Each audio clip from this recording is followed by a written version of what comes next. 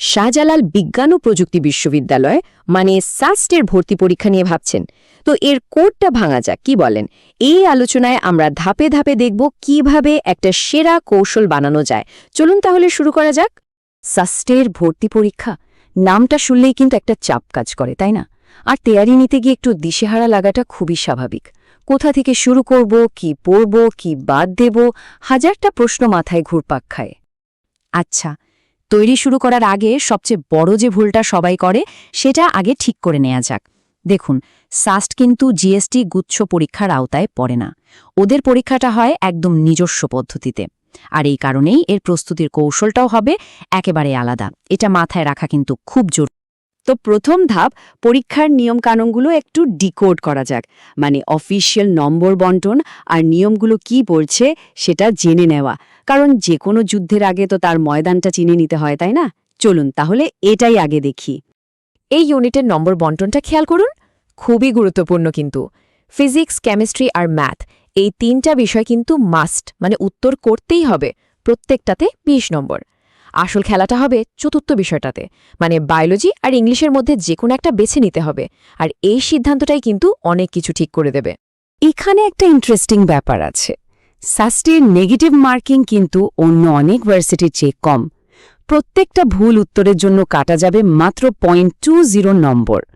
এটা দেখতে সামান্য মনে হলেও এর পেছনে কিন্তু একটা দারুণ স্ট্র্যাটেজিক সুবিধা লুকিয়ে আছে। সেটা নিয়ে আমরা একটু পরেই কথা বলবো। আর যারা ফার্স্ট টাইমার বা সেকেন্ড টাইমার, তাদের জন্য জিপিএ হিসাবটা কিন্তু আলাদা। দেখুন, ফার্স্ট টাইমারদের জন্য জিপিএ থেকে আসবে সর্বোচ্চ ২০ নম্বর, আর সেকেন্ড টাইমারদের জন্য সেটা কমে হয়ে যাচ্ছে ১৬। এই যে ৪ নম্বরের একটা গ্যাপ, এটা কিন্তু র্যাঙ্কিংয়ে বিশাল একটা পার্থক্য গড়ে দিতে পারে। ওকে, নিয়মকানুন তো জানা হলো, এবার আসা যাক আসল প্ল্যানিংয়ে। পরের ৩০ দিনে কিভাবে প্রস্তুতিটাকে একটা অন্য লেভেলে নিয়ে যাওয়া যায়, সেই কৌশলটাই আমরা দেখব। আমাদের স্টাডি প্ল্যানের মূল আইডিয়াটা কিন্তু খুব সহজ।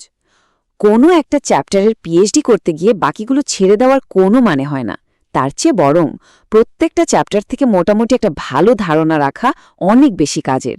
এতে ফাউন্ডেশনটা খুব শক্ত হয়। তো চলুন দেখি এটা করা যায় কিভাবে। আমাদের পুরো কৌশলটা মাত্র দুটো ধাপে ভাগ করা, সিম্পল কিন্তু অসম্ভব কার্যকর। আমরা এটাকে বলছি লেভেল 0 আর লেভেল 1। বিশ্বাস করুন, এটা ফলো করা খুবই সহজ। তো লেভেল 0 কি? এটা হলো বেসিকটাকে একেবারে ঝালিয়ে নেওয়া।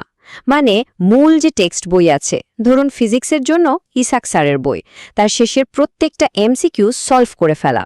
এতে যেটা হবে, সিলেবাসের কোনো টপিক বা কনসেপ্ট আর বাদ পড়বে না। আর হ্যাঁ, শুধু সলভ করলেই হবে না, সাথে ঘড়িটাও দেখতে হবে।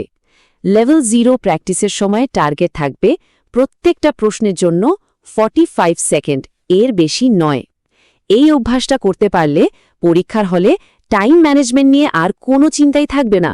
বেশ, লেভেল 0তে যখন ফাউন্ডেশনটা পাক্কা হয়ে গেল, তখন আমরা যাব লেভেল 1-এ। এখানে কাজ হলো যা কিছু শিখলাম সেগুলোকে আসল পরীক্ষার প্রশ্নের উপর অ্যাপ্লাই করা। মানে বিভিন্ন ভার্সিটির পুরনো প্রশ্ন ব্যাংক, এগুলো সলভ করতে হবে। তাহলেই প্রশ্নের প্যাটার্নটা একদম পরিষ্কার হয়ে যাবে।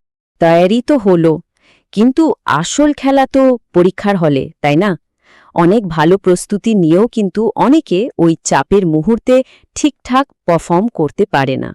তো এবার আমরা দেখব পরীক্ষার হলের কিছু স্মার্ট ট্যাকটিক্স।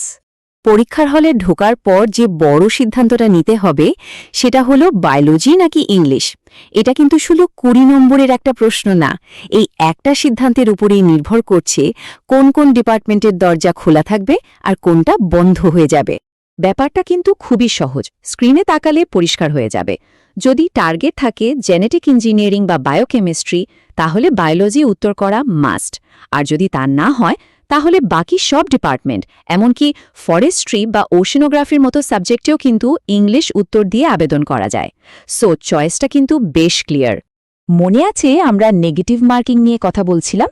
এখানে সেই সুযোগটার কথা বলা হচ্ছে। যেহেতু মাত্র 0.20 করে নম্বর কাটা যায়, তাই একটু ক্যালকুলেটেড রিস্ক নেওয়া যেতেই পারে। হিসেবটা দেখুন, যদি 10টা প্রশ্ন আন্দাজে দাগানো হয় আর তার মধ্যে মাত্র দুটোও ঠিক হয়, তাহলেও কিন্তু নেট স্কোর পজিটিভ থাকছে। তার মানে বুদ্ধি করে গেস করাটা এখানে একটা ভালো স্ট্র্যাটেজি।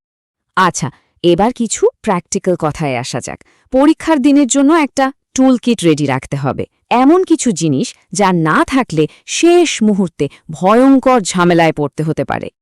এই 3টা জিনিস কিন্তু একদম মাস্ট, এর একটাও বাদ দেওয়া যাবে না। 1. অ্যাডমিট কার্ডের রঙিন প্রিন্ট। 2. স্টুডেন্ট রেজিস্ট্রেশনের কাগজটা। আর 3. অবশ্যই একটা অ্যাপ্রুভড মডেলের ক্যালকুলেটর। ক্যালকুলেটরের ব্যাপারে কিন্তু খুব সাবধান, সব মডেল অ্যালাউড না। এখানে কিছু অ্যাপ্রুভড মডেলের উদাহরণ দেওয়া আছে। সবচেয়ে ভালো হয় পরীক্ষার আগে সাস্টের ওয়েবসাইট থেকে অফিসিয়াল লিস্টটা দেখে নিজের ক্যালকুলেটরের মডেলটা একবার মিলিয়ে নেওয়া। তো আমরা প্রায় শেষ পর্যায়ে চলে এসেছি। এতক্ষণ ধরে যে নিয়ম, প্ল্যান আর কৌশল নিয়ে কথা বললাম, সেগুলোকে এখন এক সুতোয় বাঁধার পালা। মানে প্রস্তুতি থেকে সফল হওয়ার ফাইনাল ধাপ।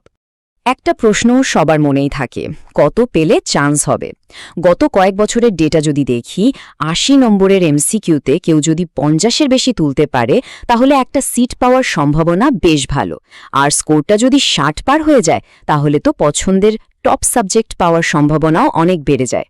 তো টার্গেটটা এভাবেই সেট করা যেতে পারে। তাহলে পুরো আলোচনার সারমর্ম কি দাঁড়ালো? এটাই যে এলোমেলোভাবে অনেক পড়ার চেয়ে একটা গোছানো প্ল্যান ফলো করাটা 1000 গুণে ভালো, কারণ এই সিস্টেম্যাটিক প্রস্তুতিটাই কিন্তু আসল আত্মবিশ্বাসটা এনে দেবে। আর পরীক্ষার হলে এই আত্মবিশ্বাসটাই সবচেয়ে বড়